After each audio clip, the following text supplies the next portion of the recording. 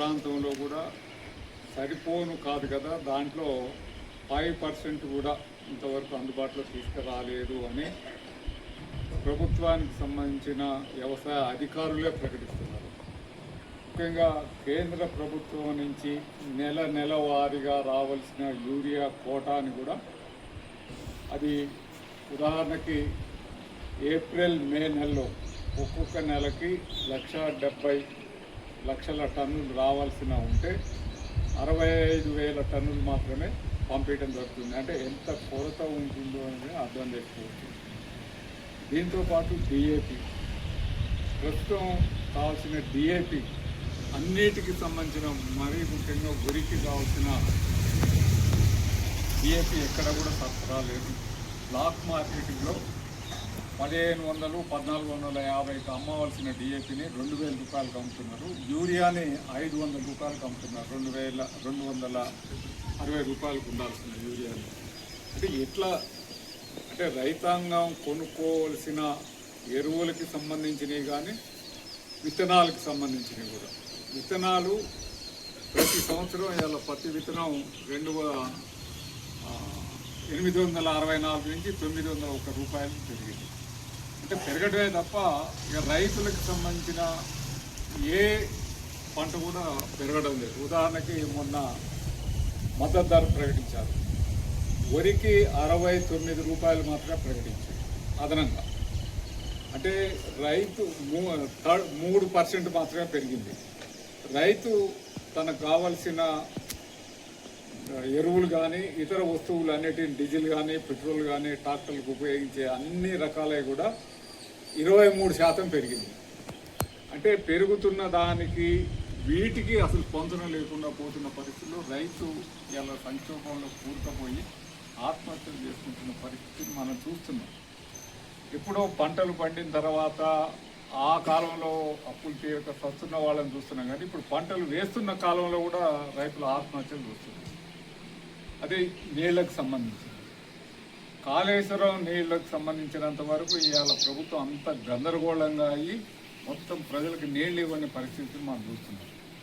అది కూలింది అని నిర్ధారణ అనుకున్న తర్వాత ఏమన్నా కేసులు పెట్టాలి, దానికి సంబంధించిన నష్టపరిహారం వసూలు చేసేయాలి, దానికి సంబంధించిన నిర్మాణం చేసిన వాళ్ళని అటువంటి చర్యలు.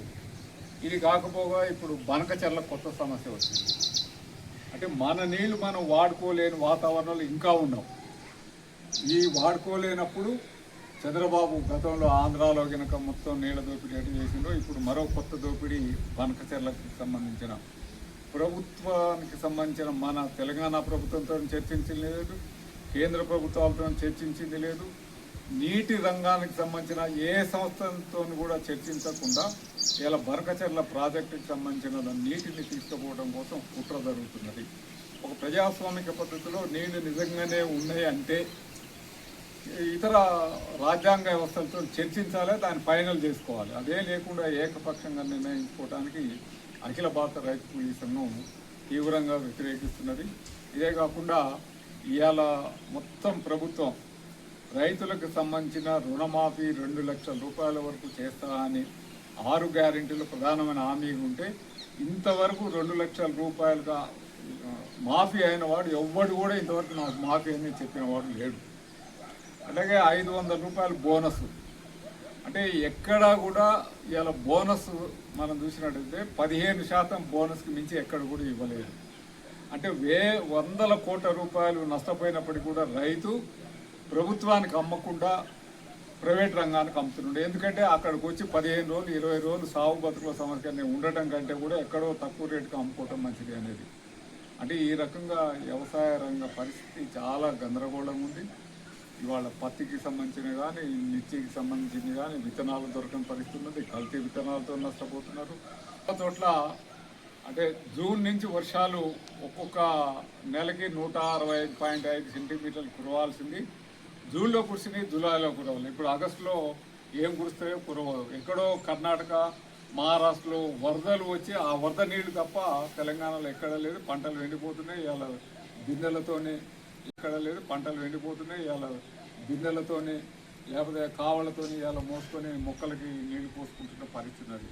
అందుకని ప్రభుత్వం వెంటనే రాష్ట్ర వ్యాప్తంగా పంటల యొక్క పరిశీలన చేసి ఆ నష్టపోయిన వాళ్ళకి ఏ రకంగా ఆదుకోవాలి, ఆ రకంగా విత్తనాలు కానీ ఇన్పుట్స్ మొత్తం కూడా సరఫరా చేయాల్సిన బాధ్యత ఉంటుందని అఖిల భారత రైతు కూలీ సంఘం డిమాండ్ చేయటమే కాకుండా భువనగిరి ప్రాంతానికి సంబంధించిన కాళేశ్వరం ప్రాజెక్టు నుంచి నీళ్లు వస్తాయని నిర్మించబడ్డ బస్వాపురం గన్నమల్ల చెరువులు కుదిస్తూ అంటే ఆ కుదింపు ద్వారా ఏ భూమికి నీళ్ళు అందని పరిస్థితి ఉన్నది.